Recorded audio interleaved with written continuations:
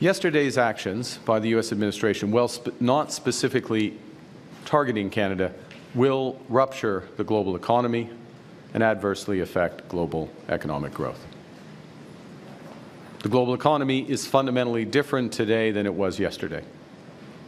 The system of global trade anchored on the United States that Canada has relied on since the end of the Second World War, a system that, while not perfect, has helped to deliver prosperity for our country for decades, is over. Our old relationship of steadily deepening integration with the United States is over. The 80-year period when the United States embraced the mantle of global economic leadership, when it forged alliances rooted in trust and mutual respect, and championed the free and open exchange of goods and services, is over. Well, this is a tragedy. It is also the new reality. We must respond with both purpose and force.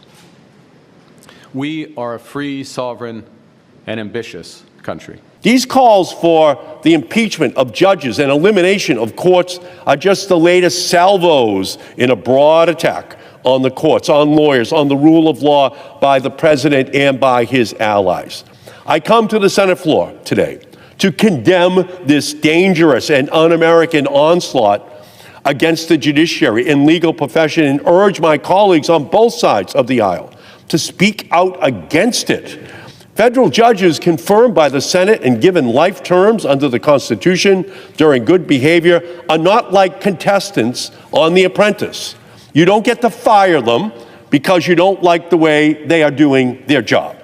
The president and his acolytes don't seem to understand this. With each call to impeach judges, they disregard and disrespect the Constitution, its separation of powers, its checks and balances, and its establishment of three co-equal branches of government, one of which is a judiciary whose principal job, as the Supreme Court explained more than 200 years ago in Marbury versus Madison, is to, quote, say what the law is, to say what is constitutional. For our farmers and our ranchers, they understand that there may be a short time of uncertainty, but for the long haul, as we restructure the American economy and the government, American economy and our private sector, with the government playing a role in that, President Trump's vision of using tariffs.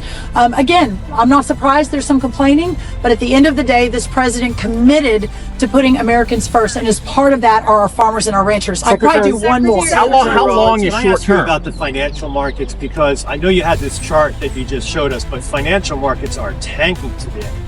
Does Wall Street see things differently than the administration? Why are they declining so sharply? Well, listen, y'all, we are a couple hours in. The president announced this yesterday afternoon. We knew that there would be some of that as people are adjusting, but at the end of the day, yesterday marked step one. This will be a short time of uncertainty, and then we'll move back to the prosperity that this president has envisioned, that he is so bold and so willing to fight for. And I couldn't be more proud and stand next to him.